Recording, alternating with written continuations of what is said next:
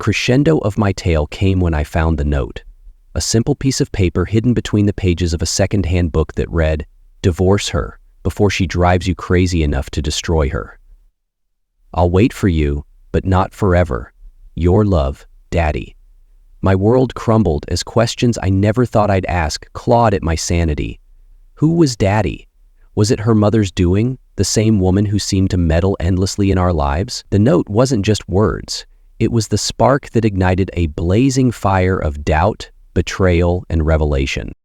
But before we dive deeper into the twists and truths of this story, let me know where you're watching from in the comments below. If you enjoy gripping tales like this, don't forget to subscribe and hit the notification bell so you never miss a story. The sun cast its golden glow through the living room windows, highlighting the soft fur of Casper, our golden retriever, as he lay sprawled on the rug.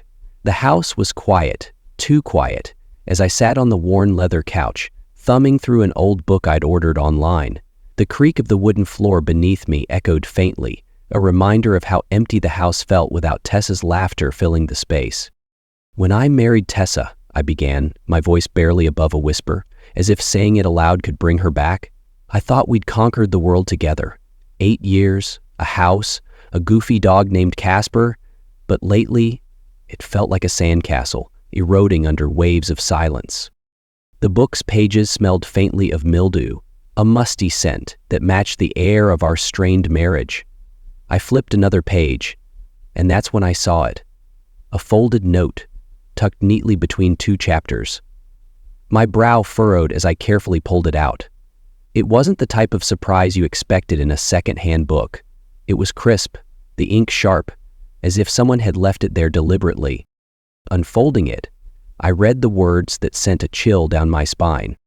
"Divorce her before she drives you crazy enough to destroy her. I'll wait for you, but not forever. Your love, Daddy." I stared at the note, the words blurring as my mind raced. Who was this Daddy? The ink felt fresh, the intent malicious. My pulse quickened, a dull thud in my ears. "This can't be real," I muttered, the words catching in my throat. My hands trembled as I turned the note over, searching for some clue, anything that would make this make sense. There was nothing but the weight of those words, like a stone dropped into the fragile glass of my marriage. Casper shifted, lifting his head to look at me with soulful eyes, as if sensing the storm building inside me. I rubbed the back of my neck, the silence of the house now deafening. I tried to shake off the sinking feeling, but it clung to me.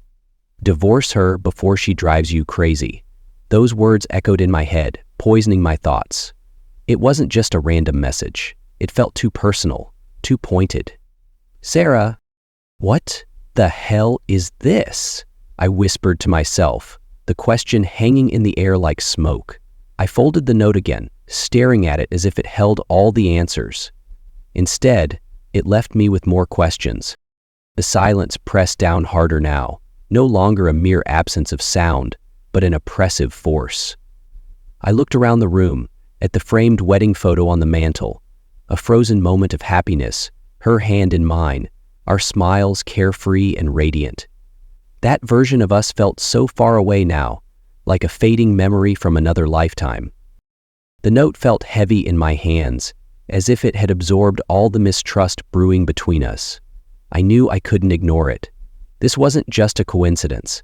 It was the first crack in the dam, and deep down, I feared the flood that would follow. "Yeah." Drew sat at the kitchen table, the note folded neatly in front of him. The room smelled faintly of burnt coffee, remnants of a rushed morning. He stared at the paper like it might spring to life, offer him an explanation, or perhaps dissolve into nothingness. But it remained, stark and immutable, a tangible reminder of something broken. The sound of Tessa's footsteps echoed down the hall. When she appeared, her phone was in one hand, her other brushing through her hair in distracted frustration. She barely glanced at him as she moved toward the fridge. "Tessa?" Drew began, his voice low but firm. She paused, her hand resting on the fridge door. "We need to talk." Her shoulders stiffened.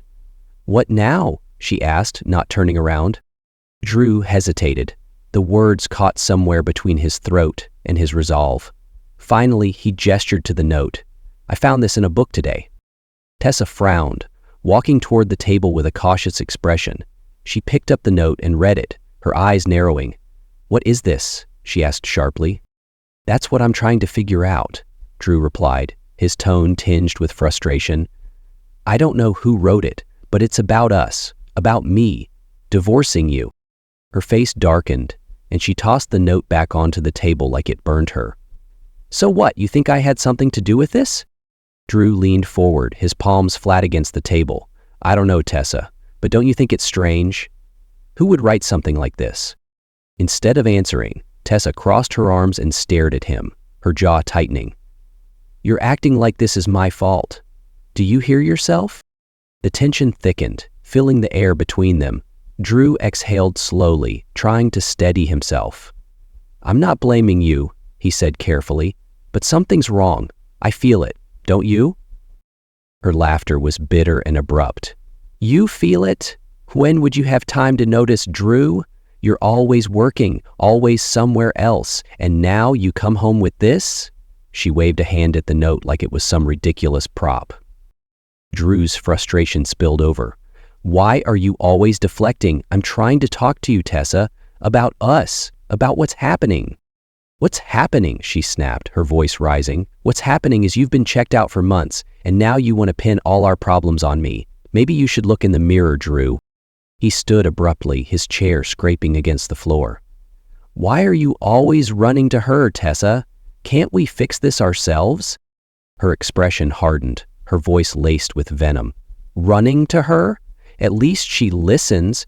You're never here, Drew. You don't even see me anymore." The words hit him like a slap. Drew opened his mouth to respond, but she was already storming out of the room.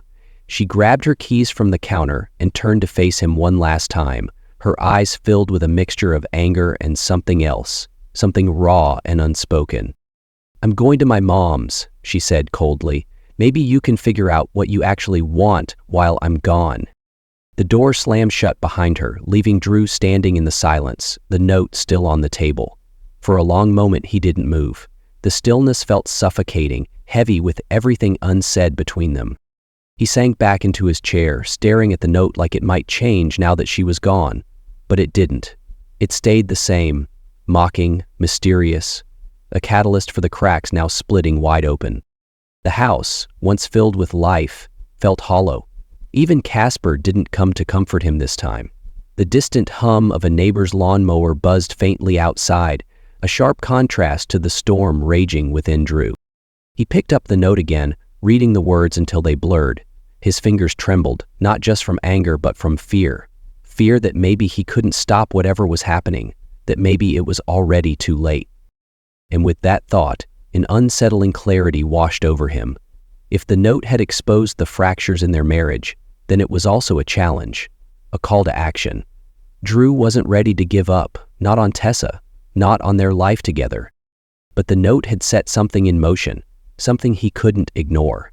It wasn't just about the words written on the paper. It was about everything they didn't say, about the secrets lurking beneath the surface. As the evening shadows stretched across the walls, Drew made a decision.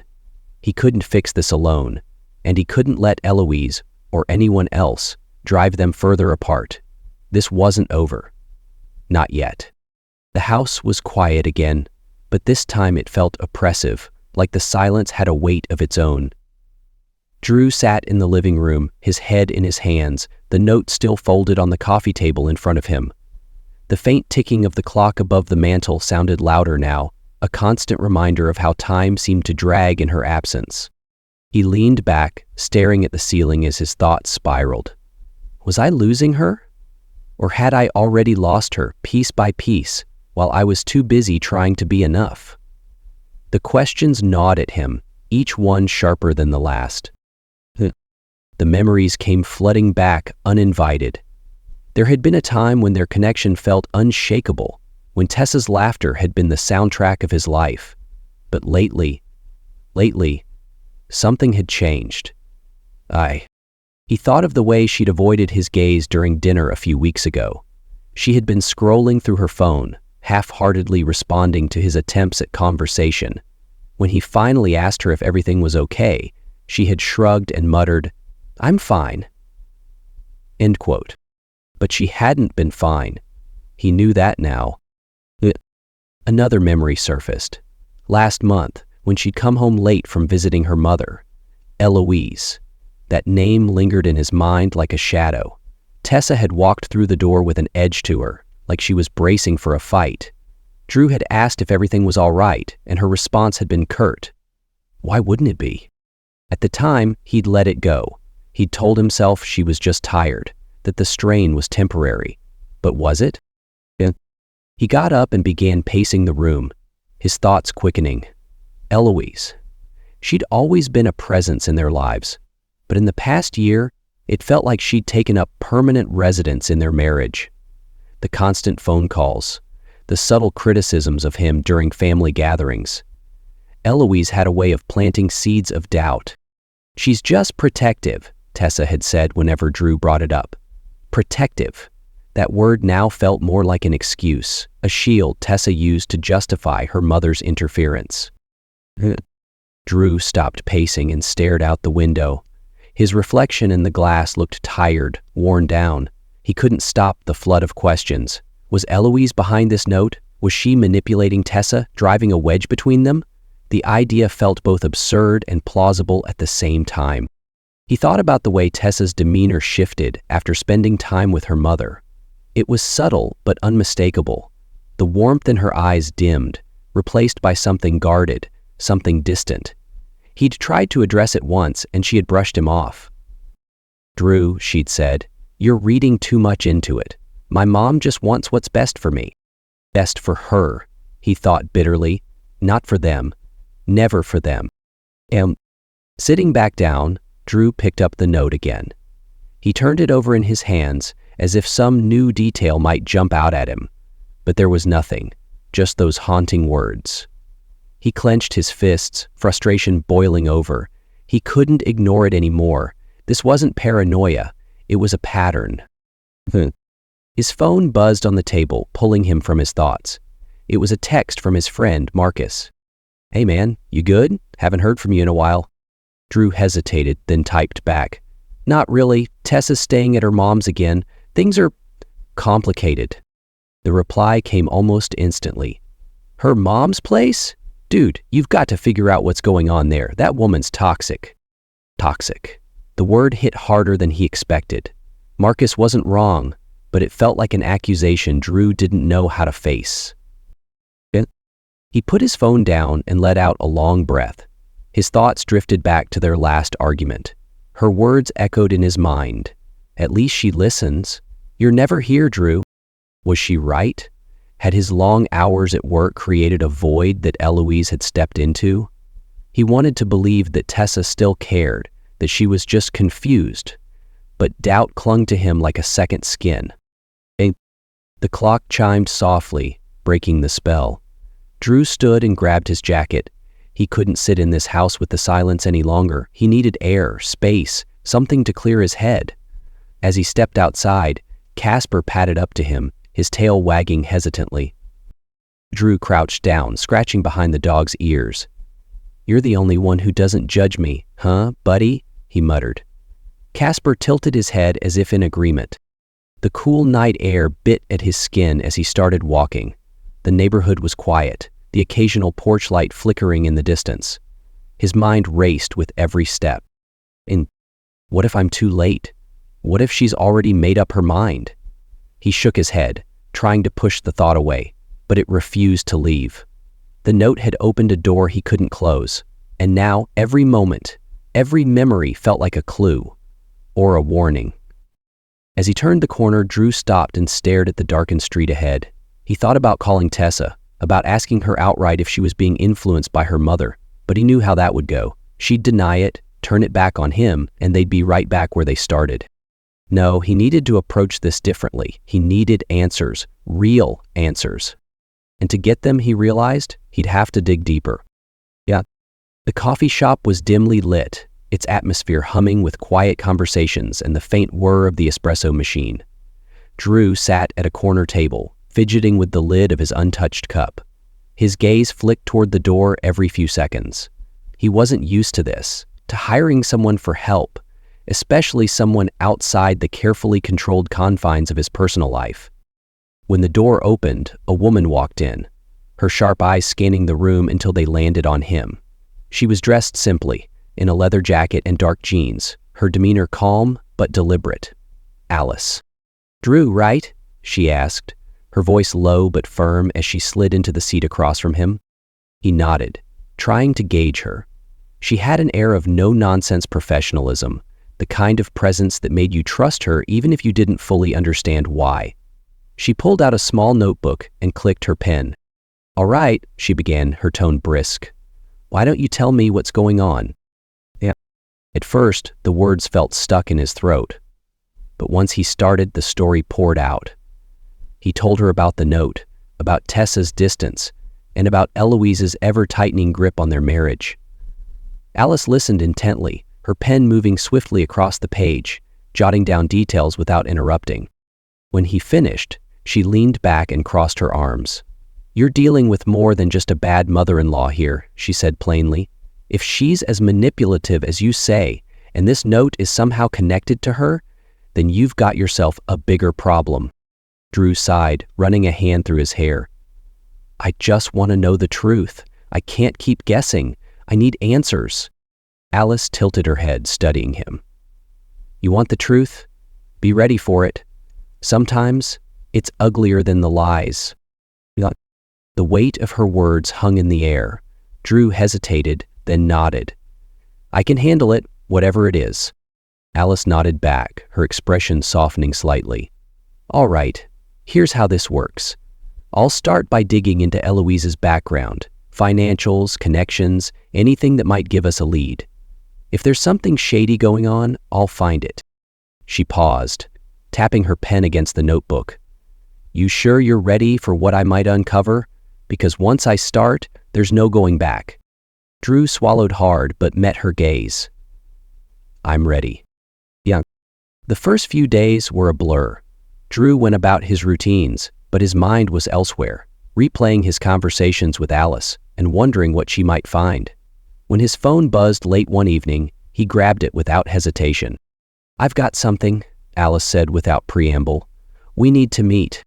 Look, this time, they met at her small office, tucked away in a nondescript building downtown.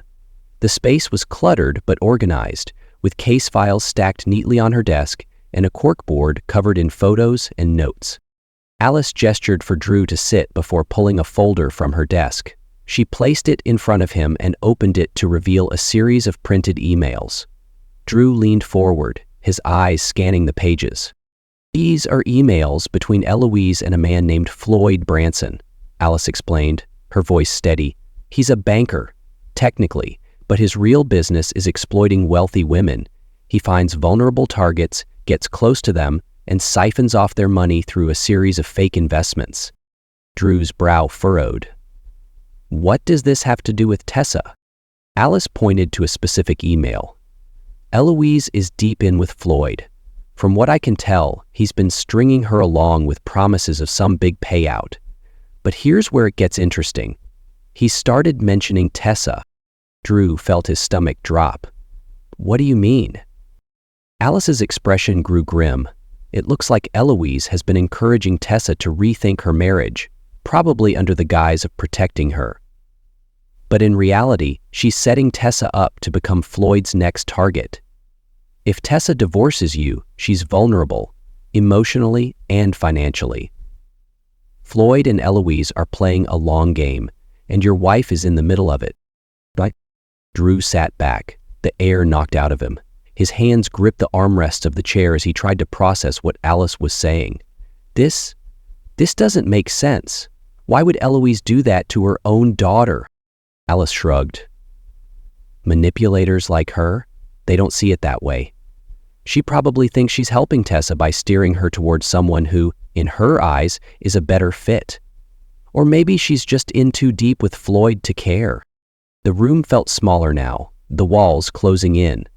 Drew rubbed his temples, trying to wrap his head around it. What do we do? Alice leaned forward, her eyes sharp. First, we gather more evidence. I need to connect more dots before we make any moves. If we go to Tessa with this now, Eloise will spin it and Tessa might not believe you. We need something undeniable. Drew nodded slowly. Okay, what's next? Alice pulled out another folder and began explaining her plan. She'd dig deeper into Floyd's finances, trace his connections to Eloise, and set up a way to monitor any communications that might involve Tessa. It was meticulous, methodical, and exactly what Drew needed. As he left her office that night, Drew felt a mix of emotions: anger, fear, and a flicker of hope. He wasn't alone in this anymore. Alice was on his side, and she was good at what she did. But the truth she promised felt like a double-edged sword. Whatever they uncovered would change everything. And yet, as he walked into the cool night air, he knew he had no choice. This was his fight now. He would do whatever it took to protect Tessa, even if it meant saving her from the people closest to her. The tension in the house was palpable, like a storm brewing just beneath the surface. Drew sat on the edge of the couch, his foot tapping restlessly against the floor.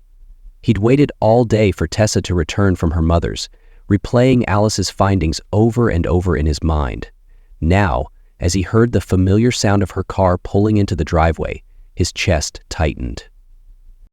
The door opened, and Tessa walked in, her expression unreadable. She set her purse down on the counter and glanced at him. "You're still up?" Drew straightened, his voice low but firm. "We need to talk." Tessa sighed, brushing past him toward the kitchen. "Can it wait? I'm tired." "No," he said sharply, standing and following her. "It can't." She turned to face him, leaning against the counter with her arms crossed. "What's so urgent, Drew?" He hesitated, the words stuck in his throat.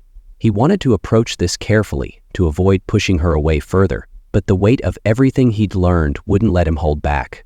"I need to know what's going on with you." Her brows furrowed. "What are you talking about?" "You've been distant," he said, his voice rising slightly. "You go to your mom's house every chance you get. You won't talk to me. And then there's this." He pulled the folded note from his pocket and held it up. Tessa's eyes flicked to the note, her expression hardening. "You're still hung up on that? I already told you I don't know where it came from." Drew stepped closer, his frustration boiling over. "It's more than the note, Tessa. It's everything. The way you look at me like I'm a stranger. The way you always take her side. Just tell me the truth. Are you cheating on me?" Her eyes widened, a flicker of shock flashing across her face before it was replaced by anger. "Cheating?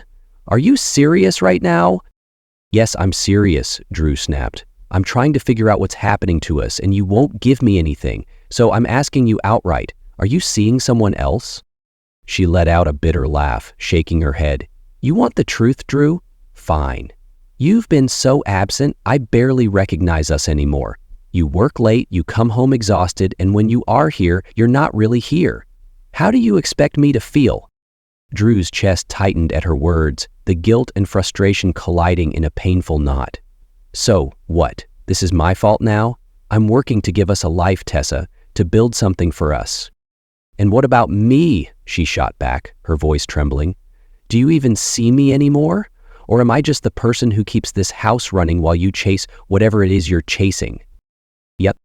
The room felt smaller, the air thick with everything unsaid between them. Drew took a deep breath, trying to steady himself. "I see you, Tessa, but it feels like you don't see me anymore. Like you've already made up your mind about us." Her gaze faltered for a moment, but then she squared her shoulders. "What do you want me to say, Drew? That I'm unhappy? That I'm confused? Because I am. I don't know what we're doing anymore." The crack in her voice caught him off guard. For a moment, his anger softened, replaced by a wave of sadness. "Then let's figure it out. Together.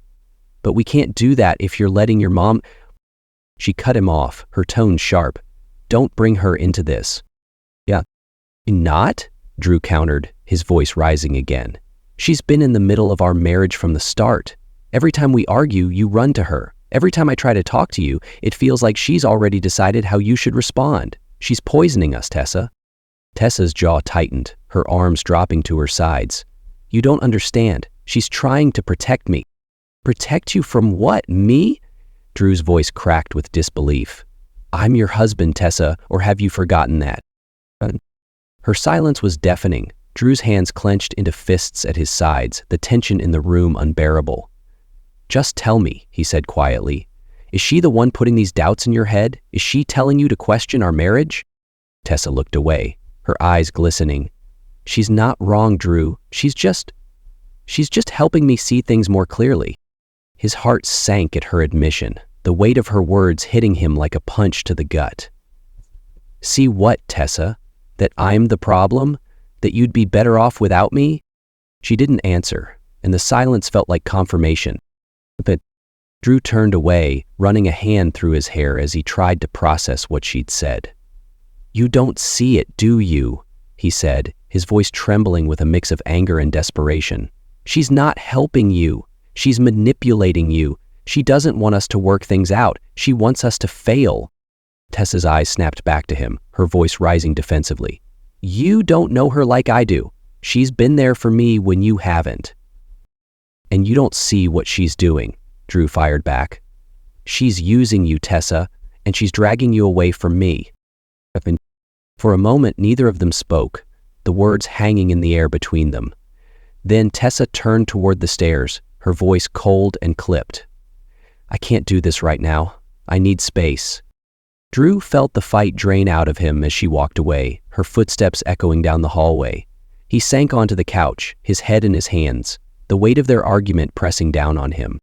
He wanted to believe they could fix this, that they could find their way back to each other. But as the silence of the house enveloped him once more, doubt crept in, whispering that he might already be too late. Drew sat in Alice's small office, the hum of the desk lamp casting a faint glow over the files spread across her desk. The weight in the air was almost unbearable as she flipped through the pages, her sharp eyes scanning line after line. Finally, she looked up, her expression grim. It's worse than I thought, Alice began, her voice low but deliberate. Eloise isn't just meddling, she's grooming Tessa to be part of Floyd's game. Drew felt the floor shift beneath him, his breath catching. Grooming her? What does that even mean? Alice leaned forward, tapping a finger on one of the emails in the file. This Floyd Branson guy, he's not just some banker Eloise happened to meet. He's a predator. He targets wealthy women, vulnerable ones, gets close to them, gains their trust, and then convinces them to invest in these so-called ventures he's running. But it's all smoke and mirrors. He siphons their money and disappears. Yeah. Drew's stomach churned as the implications sank in. And Eloise? She's in on this? Alice nodded grimly. From what I can tell, yes. She's already deeply entangled with Floyd, financially and personally. The emails between them paint a pretty clear picture. She's not just a victim here, she's actively working with him. But why involve Tessa? Drew asked, his voice rising with frustration. What does she gain from dragging her own daughter into this mess? Alice sighed, flipping to another page in the file. Money, Drew. It always comes down to money. Eloise is running out of funds. From what I've uncovered, she's lost a significant amount in Floyd's schemes already. She's likely banking on Tessa's trust and her share of the family wealth to bail herself out. Yes. Drew's hands clenched into fists. She's using her own daughter as a pawn. That's disgusting. Alice agreed. But Eloise doesn't see it that way. To her, this is just a means to an end. And Floyd? He's already started working his angle. From the emails I've read, Eloise has been planting doubts in Tessa's mind about your marriage for months. She's setting her up to lean on Floyd as her savior when things fall apart. Drew felt a surge of anger and helplessness. This can't be real. Tessa wouldn't fall for something like this. She's smarter than that. Alice held his gaze, her voice steady but firm. She's not falling for Floyd, Drew. She's falling for the narrative Eloise has been feeding her. It's a slow, calculated process. You've been working long hours, she's felt distant, and Eloise has stepped in to fill that gap. That's how manipulation works. It preys on vulnerabilities. The room fell silent for a moment as Drew tried to process the web of betrayal unfolding before him. Finally, he asked, "What do we do now?" Alice leaned back in her chair, her eyes narrowing in thought. We need more evidence. Something undeniable. The emails are a start, but we need to catch Floyd in the act. If we can prove he's trying to manipulate Tessa, or better yet, expose the entire operation, we'll have leverage. Enough to confront Tessa with the truth and hopefully snap her out of this. How do we do that? Drew asked, his voice laced with desperation. How do we stop him before he gets to her? Alice pulled out a separate folder, this one containing financial records and correspondence. I've already started digging into Floyd's accounts. It looks like he's been setting up a meeting with Eloise, likely to discuss their next steps. If we can intercept that meeting, or at least monitor it, we might catch something concrete. Drew nodded, though his chest felt heavy with the weight of it all. And Tessa? What do I say to her in the meantime? Alice's expression softened slightly. You don't push her, Drew, not yet. If you confront her without solid proof, Eloise will twist it and Tessa will see you as the bad guy. You need to keep things steady, no matter how hard that is. Yeah. The next few days were a blur of waiting and planning. Alice kept Drew updated as she pieced together more evidence, her relentless pursuit of the truth giving him a glimmer of hope. Finally, one evening, she called him with an update. We've got him, Alice said, her voice tinged with urgency. Floyd's meeting Eloise tomorrow night. I've managed to get access to the venue's surveillance system. If he says anything incriminating, we'll have it on tape. Drew's heart pounded. And if he doesn't? Alice's voice turned cold. Then I'll find another way. But trust me, Drew, this guy's arrogance is his weakness. He'll slip up.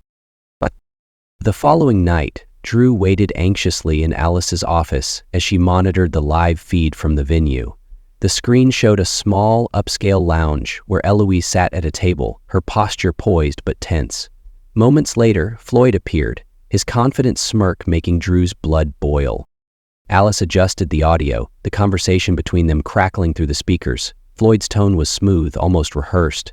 Tessa's almost there, Ellie. Just a little more pressure and she'll be ready to move. Once she's out of that house, we can make our move. Eloise hesitated, her voice quieter but still audible. You're sure this will work? She's not like the others, Floyd. She's my daughter. Floyd chuckled darkly. Relax. It's all under control. Once she sees how supportive I am, she'll come around, and once we get her to sign those papers, we'll be set. Drew's fists slammed against the desk, his rage bubbling over. That son of a... Wait, Alice interrupted, holding up a hand. There's more. On the screen, Floyd leaned closer to Eloise, his voice dropping to a conspiratorial whisper. You're getting your cut, Ellie. But don't forget, this is business. If she catches on, I walk, and you're left holding the bag. Eloise nodded reluctantly. I understand. Alice paused the feed, her expression grave. That's it, we've got him. Drew sat back, his heart racing as he tried to process what he'd just heard. So, what now? Alice's eyes were steely. Now, we take this to Tessa. She needs to hear the truth. From Floyd's own mouth. And we need to act fast, before Eloise or Floyd realize we're onto them. Drew nodded, his resolve hardening. He didn't know how Tessa would react, but one thing was clear. This was his chance to save her from the web of lies and manipulation, and he wasn't going to let it slip through his fingers. The plan came together faster than Drew expected. Alice had a way of making even the most complicated logistics seem simple.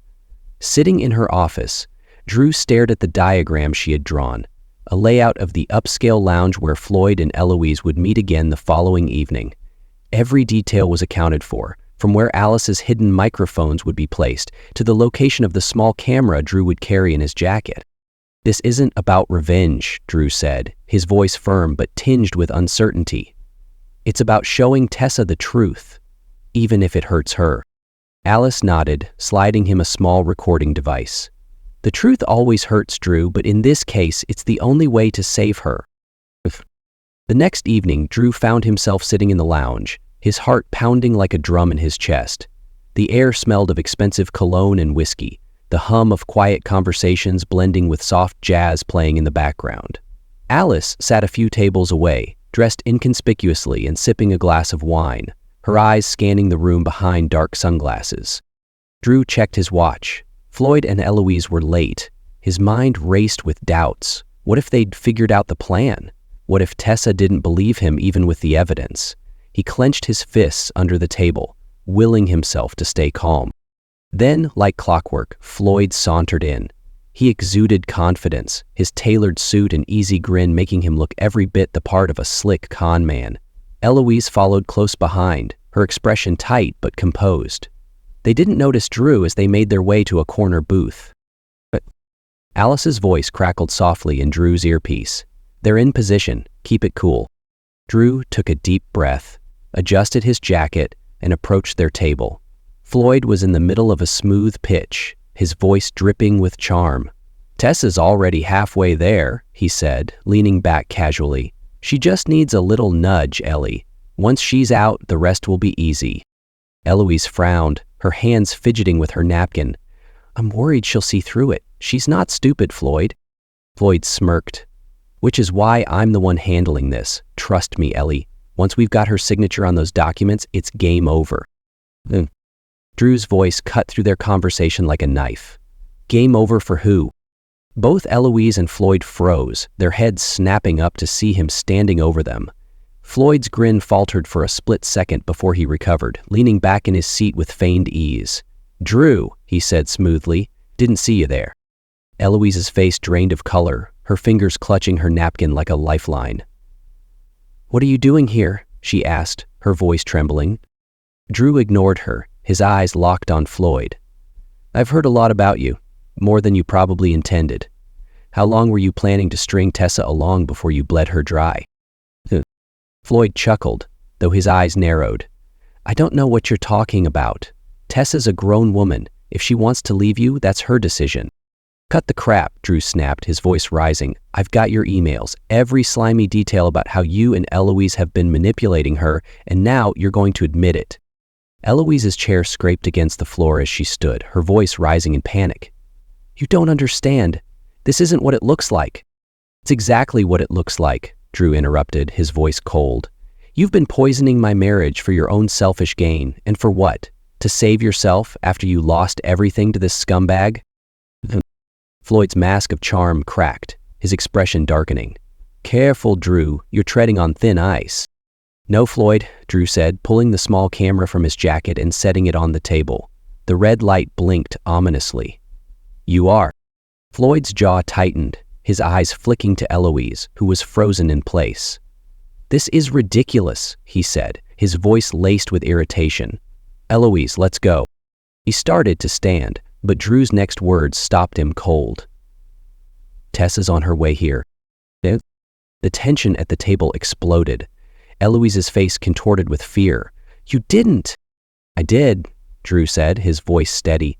"She deserves to hear the truth, all of it." As if on cue, the sound of heels clicking against the polished floor echoed through the lounge. Drew turned to see Tessa walking in, her face a mixture of confusion and anger. She stopped short when she saw him, her gaze shifting to Eloise and Floyd. "What's going on?" she demanded, her voice sharp. Drew stepped toward her, his voice softening. "Tessa, I need you to hear this. Just listen, okay?" Before Tessa could respond, Floyd scoffed, throwing his hands up. "This is pathetic," he said, his voice dripping with disdain. "Drew's trying to paint me as some kind of villain because he can't keep his own wife happy." Tessa's eyes narrowed, her gaze darting between them. "What is he talking about?" Drew turned back to Floyd, his anger bubbling over. "Go ahead, Floyd, tell her. Tell her about the emails, the lies, the plan to steal everything from her." Eloise stepped forward, her voice trembling. "Tessa, listen to me." "No," Tessa snapped, her voice shaking with emotion. "I'm done listening to you, Mom. For once, I want the truth." Alice's voice came through the earpiece. "Play the recording, Drew." Drew pulled out his phone, his hands shaking as he opened the file Alice had sent him. He hit play, and Floyd's voice filled the air, cold and calculating. "Tessa's almost there, Ellie. Just a little more pressure and she'll be ready to move. Once she's out of that house, we can make our move." The color drained from Tessa's face as the recording continued, each word striking like a blow. When it ended, she turned to Floyd, her eyes blazing with fury. You used me. Floyd's charm evaporated, replaced by cold indifference. It's not personal, Tessa, it's business. Tessa's gaze shifted to Eloise, her voice breaking. And you were part of this? Eloise's composure crumbled. I was trying to help you. You don't understand. No, Tessa said, her voice trembling but firm. You don't understand. You've destroyed everything. Yep. The scene unraveled quickly after that. Floyd, realizing the game was up, tried to leave, but Alice stepped out of the shadows, flanked by 2 officers she'd brought along. Not so fast, she said, flashing her badge. We've got enough evidence to bury you. As Floyd was led away in handcuffs, Eloise collapsed into a chair, her face buried in her hands. Tessa stood frozen, her breath coming in shallow gasps. Drew stepped toward her, his voice soft. Tessa, I'm so sorry. For a long moment, she didn't respond. Then, slowly, she turned to him, tears streaming down her face. I don't know how we got here, she whispered, but I know I can't do this alone. Drew reached for her hand, his grip steady. You're not alone, he said, his voice breaking. We'll figure this out, together. As they walked out of the lounge, the weight of the truth settled over them. It wasn't the ending Drew had hoped for, but it was a start. And for the first time in months, it felt like a step toward healing. Yep. The drive back home was silent. Tessa sat in the passenger seat, staring out the window, her arms crossed tightly over her chest. Drew glanced at her occasionally, wanting to say something but knowing the words wouldn't come. The weight of what had just happened hung between them like a fog, thick and suffocating. When they pulled into the driveway, Tessa opened the door before the car had fully stopped. She walked inside without a word, leaving Drew to follow her. The moment the front door closed behind them, she stopped, her shoulders sagging as if the weight of it all had finally crushed her. I don't even know where to start, she said, her voice barely above a whisper. She turned to face Drew, her eyes red-rimmed and brimming with tears. She manipulated me, used me, my own mother. Drew stepped closer, his expression soft. Tessa. No, she interrupted, holding up a hand. Let me say this. I need to say this.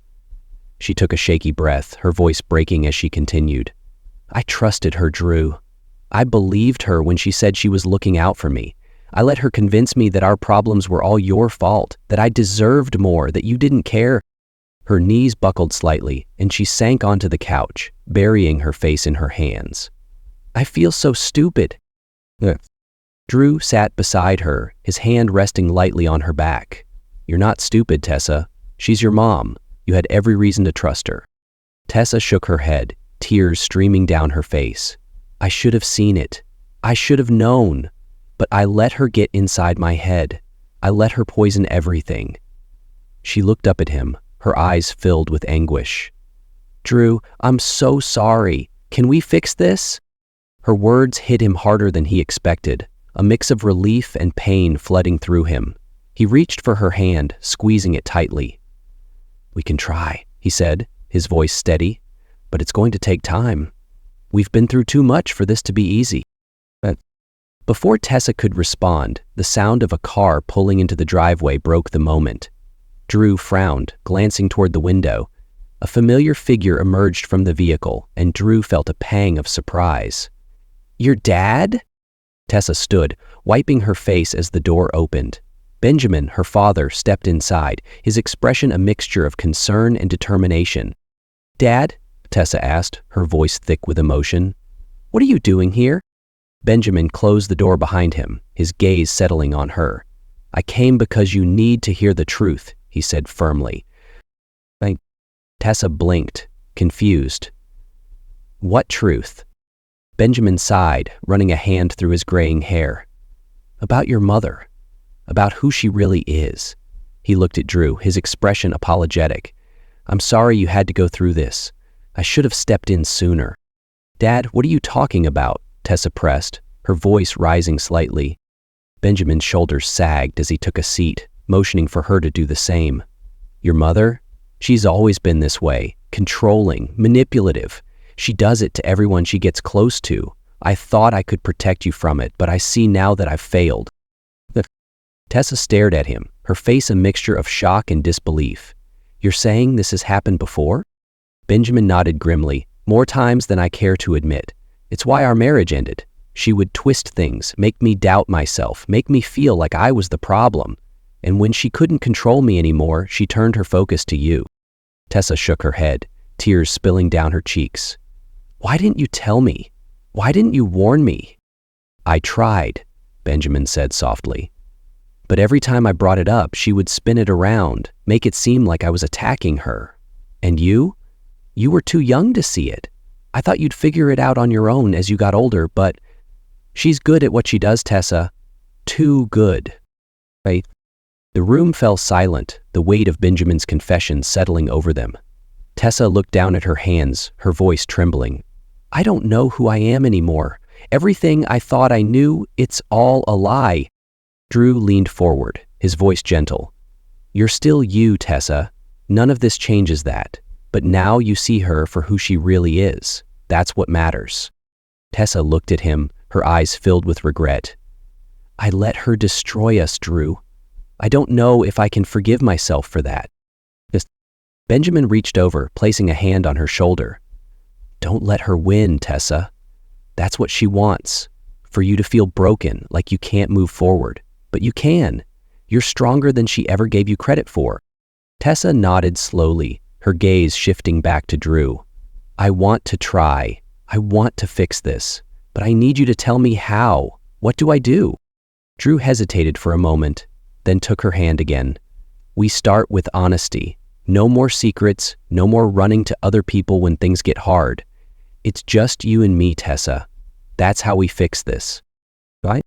The three of them sat together for a while, the conversation shifting to practicalities, therapy, setting boundaries, figuring out how to move forward. It was far from resolved, but for the first time in months, Drew felt a glimmer of hope. As the night wore on, Tessa leaned against him, her exhaustion finally catching up with her. Drew looked over at Benjamin, who gave him a small nod of approval. They still had a long road ahead, but in that moment, Drew knew they had taken the first step. Together. The first counseling session felt like uncharted territory. Drew and Tessa sat in the small, warmly lit office, the sound of a ticking clock filling the silences between their words. Their therapist, a calm, empathetic woman named Dr. Hayes, guided them gently through the tangled emotions that had built up over years of miscommunication and hurt. Tessa's voice was soft but steady as she spoke. "I didn't realize how much I'd let her influence me, how much of my own fear I blamed on you." Drew nodded, his hands clasped tightly in his lap.